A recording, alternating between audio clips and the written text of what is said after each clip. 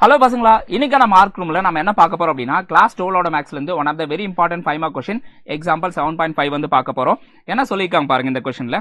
ஒரு பார்ட்டிகல் வந்து ஸ்ட்ரைட்டா மேல் நோக்கி வந்து ஃபயர் பண்றாங்க. சோ அப்போ ஹைட்டுக்கான ஈக்குவேஷன் என்னன்றது கொடுத்துட்டாங்க. சரிங்களா?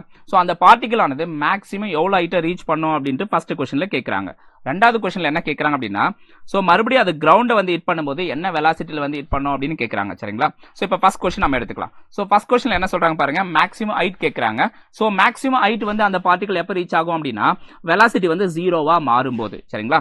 சோ அப்ப வெலாசிட்டி கண்டுபிடிச்சா நமக்கு வந்து மேக்ஸிமம் ஹைட் என்னன்றது தெரிஞ்சிடும். சரிங்களா? சோ அப்ப வெலாசிட்டிக்கு பதிலா நம்ம ஜீரோங்கிறத சப்ஸ்டிட் பண்ணோம். சோ இப்போ இந்த வெலாசிட்டி கண்டுபிடிக்கிறதுக்கு நம்ம s of t is equal to 128t minus 16t square னு கொடுத்திருக்காங்க இல்லையா?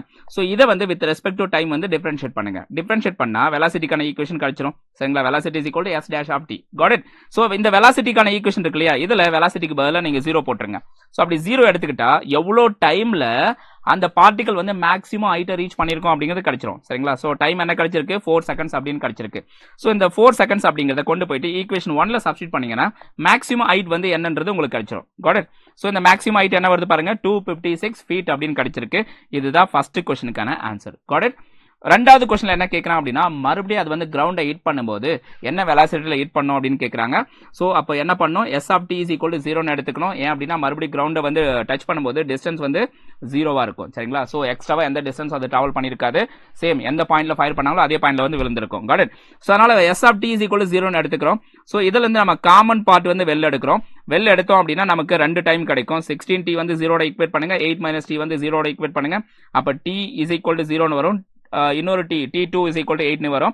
சோ இந்த t is equal to 0ங்கிறது எதை மீன் பண்ணுது அப்படின்னா ஃபயர் பண்றதுக்கு முன்னாடி இருக்கக்கூடிய initial time. t2 is equal to 8 னு கிடைக்குது இல்லையா, இது வந்து எதை மீன் பண்ணுதுன்னா கீழ இருந்து மேல போறதுக்கு 4 செகண்ட்ஸ், மேல இருந்து கீழ வரதுக்கு 4 செகண்ட்ஸ், டோட்டலா 8 செகண்ட்ஸ். அப்ப ஃபைனல் மைனஸ் இனிஷியல்னு எடுத்துக்கிட்டோம் அப்படின்னா டைம் ஆனது 8 செகண்ட்ஸ்னு கிடைக்குது. சரிங்களா? இதை கொண்டு போயிட்டு வெலாசிட்டிக்கான ஈக்குவேஷன் ஆல்ரெடி கண்டுபிடிச்சிருக்கோம் பாருங்க, அதுல கொண்டு போயிட்டு இந்த டைமுக்கு பதிலா 8ங்கிறத சப்ஸ்டிட் பண்ணுங்க. சரிங்களா? சோ அப்படி சப்ஸ்டிட் பண்ணா உங்களுக்கு வெலாசிட்டி என்ன வருது பாருங்க, உங்களுக்கு -128 feet per second வருது. ஏன் மைனஸ் வருது, ஏன் அப்படின்னா அது கீழ் நோக்கி டிராவல் பண்ணுதுங்கனால மைனஸ் வந்து உங்களுக்கு இந்த இடத்துல வருது. Got it? So yes, that's all guys. So இந்த क्वेश्चन வந்து புரிஞ்சுதா அப்படின்னு பாருங்க. புரிஞ்சுதா அப்படின்னா மறக்காம இந்த செஷனுக்கு வந்து லைக் பண்ணுங்க, உங்க ஃப்ரெண்ட்ஸ் அண்ட் ஃபேமிலிக்கு ஷேர் பண்ண மறந்துடாதீங்க. அண்ட் முக்கியமா நம்ம சேனல் இன்னும் நீங்க சப்ஸ்கிரைப் பண்ணாம இருக்கீங்கன்னா சப்ஸ்கிரைப் பண்ணி வச்சுக்கோங்க. Thank you guys.